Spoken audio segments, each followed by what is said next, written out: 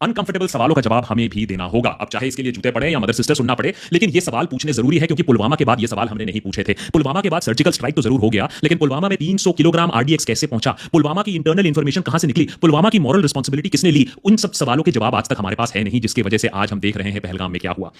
कुछ सवाल हैं, अगर अनकंफर्टेबल लगे तो माफ कीजिएगा, लेकिन सबसे पहला सवाल मैं पूछना चाहूंगा कि 2000 लोग यहां जो हैं, उसके लिए आपके पास कोई सिक्योरिटी अपैरेटस क्यों नहीं थी? इतनी बड़ी इंटेलिजेंस फेलियर आपके पास कैसे हो गई कि आप बोल रहे हो कि टूरिस्ट सीजन शुरू हो रहा है, हजारों लाखों की संख्या में लोग आ रहे हैं और आपके पास एक भी इंफॉर्मेशन नहीं पहुंची कि इतना बड़ा एक अटैक प्लान हो रहा है। उसके बाद लॉजिस्टिकल अपैरेटस देखिए कि कितनी देर हो गई आपको वहां तक पहुंचने के लिए, कितनी सटीकता से टेररिस्ट ने सोचा कि यहां तक तो कोई पहुंच ही नहीं पाएगा, तो आपके वहां तक पहुंचने में, हेलीकॉप्टर डिप्लॉय करने में कितने लोगों की और मौत हुई, इसका जवाब भी जरूरी है। रिस्पांसिबिलिटी कौन लेगा? अटैक तो हुआ, चलिए मान लिया आपने बहुत सारी गाली गलौज सुना दी, हिंदुओं को टारगेट किया गया, उस पर भी कोई शक नहीं, हमने पहले ही बता दिया, कलमा भी पढ़ने को बोला, कपड़े भी उतारे गए, आईडी कार्ड भी देखे गए, मान लिया that there is a religious angle to it. लेकिन रिलीजियस एंगल के बाद भी सवाल तब भी उठता है, ये अटैक कैसे हो पाया, इसकी मॉरल रिस्पांसिबिलिटी कौन लेगा? हमारे सिस्टम में रिस्पांसिबिलिटी लेने की आदत क्यों नहीं है, चाहे वो ट्रेन एक्सीडेंट्स हो या वो टेरर अटैक हो? क्या इसके लिए भी हम फिर नेहरू या बाबर या औरंगजेब या ब्रिटिशर्स को ब्लेम करेंगे, या बोलेंगे हां किसी की तो रिस्पांसिबिलिटी यहां बनती है कि इतना बोलने के बाद, और आपने बोला है, ये बात रिकॉर्ड पर बोला है कि हमने काबू पा लिया है टेरर सिचुएशन पर, सिचुएशन नॉर्मल हो गई है, टूरिस्ट बेखौफ यहां जा सकते हैं, तो फिर इसके लिए रिस्पांसिबिलिटी कौन लेगा? ये एक अनकंफर्टेबल सवाल है, लेकिन इसका जवाब हमें जरूर चाहिए।